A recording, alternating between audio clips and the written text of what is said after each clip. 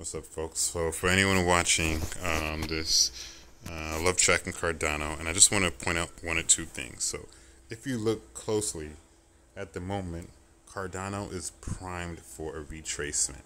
That's what it's looking like. I don't have confirmation that that's actually going to happen, but it's just what the chart looks like. If you look at my trend line, I had a trend line, and it's kind of off, but you can see where Cardano was kind of following this trajectory. And from the trend line going in the opposite direction, you can see when we hit that crossing point, Cardano broke out, right? And as it broke out, it broke up, it broke up, and guess where it broke up to? This particular point on the weekly chart is actually an old prior high. You see that? It's a prior high from, let's see if I can highlight it, from June 2019. So June 2019, we maxed out at about 10.6 cents, right? This is what happened in June 2019. So, I guess July 6, 2020, we're at about the same point. And at that time, that's where the price kind of dropped down from. So we have a pattern from the past that sort of seems to be repeating itself. The only difference this time is that, of course, Shelly has been launched. The main net is essentially here with the iterations of it being released. We had the conference. There's a lot of hype that really drove up the price this time. Now, does that mean it's doom and gloom for Cardano? Of course not. It looks like there could be a little bit of a retracement. And the good thing is that it rallied so high, because if it retraces, I suspect if we look at the Fibonacci, what do you call it, retracements, if we look from the low of 1.7 cents all the way to the high, which is about 10.5, 10 point something cents, about 10 cents, we got rejected at the 1.618, right?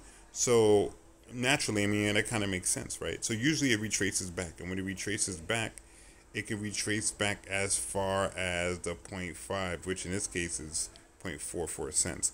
I don't see that happening. If it were, I could imagine it would wick down to this price point, about 0.44 cents. So for the more risky of folks who, are just more risky, I can see some folks selling now and waiting for it to drop, setting their buy orders at a very low price, and then making out like bandits. If that doesn't happen, you really get screwed, because if the price shoots up even further, the next point of resistance is at 16 cents, right? So you kind of miss out, and it might never actually go down that low. What seems to be more realistic to me is that if it were to retrace, it would retrace to the local prior high, which is at about 7 cents. So I wouldn't be surprised if we see the price retrace back to 7 cents, which is the 1.0 Fibonacci. And what else about that point? It's kind of a good point, right? Because that's an area where folks might want to accumulate, buy some more. By the time the Shelly launch is complete, and the hard fork combinator does everything that it has to do, and the network becomes fully decentralized, mad people are going to swarm in. Then we'll hear about Gauguin. Folks are going to be using Prism, all the good stuff, right?